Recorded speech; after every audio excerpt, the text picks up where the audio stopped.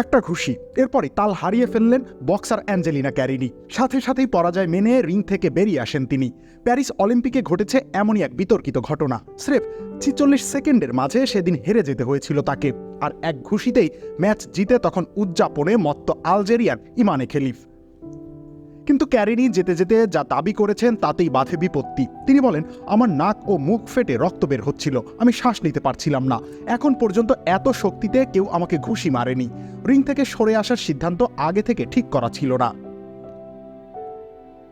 এরপরে মূলত শুরু হয় ইমানের অতীত নিয়ে আলোচনা, এবং সেখান থেকে জানা যায় ২০২৩ সালে আন্তর্জাতিক বক্সিং অ্যাসোসিয়েশন তাকে নিষিদ্ধ করেছিল জেন্ডার এলিজিবিলিটি পরীক্ষায় পাশ না করতে পারায়। তার সঙ্গে আরেক বক্সার লিন ইউটিংকেও একই কারণে নিষেধাজ্ঞা দেওয়া হয়েছিল।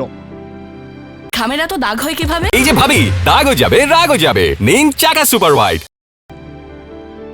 আইবিএর বিবৃতি অনুযায়ী নারী হিসেবে জন্মগ্রহণ করলেও এই আলজেরিয়ানের শরীরে টেস্টোস্টেরনের পরিমাণ নির্ধারিত সীমার থেকে বেশি পাওয়া গিয়েছিল। সেজন্য গত বছর ওয়ার্ল্ড চ্যাম্পিয়নশিপ থেকে নিষিদ্ধ করা হয়েছিল তাকে।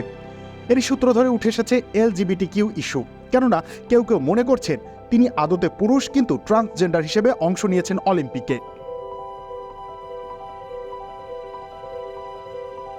কিন্তু আইবিএর এই পরীক্ষাটি কোনো গ্রহণযোগ্য প্রক্রিয়া না থাকায় আন্তর্জাতিক অলিম্পিক কমিটি খেলিফের অলিম্পিক অংশগ্রহণে কোনো বাধা দেয়নি।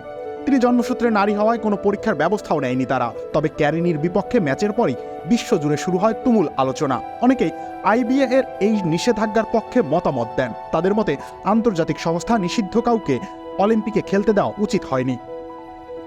অবশ্য ইতালিয়ান ক্রীড়াবিদ প্রতিপক্ষের সঙ্গে ব্যক্তিগত শত্রুতা রাখতে চান না। খেলার মধ্যে এমন বিব্রতকর ঘটনা ঘটার জন্য ইতোমধ্যেই দুঃখ প্রকাশ করেছেন তিনি।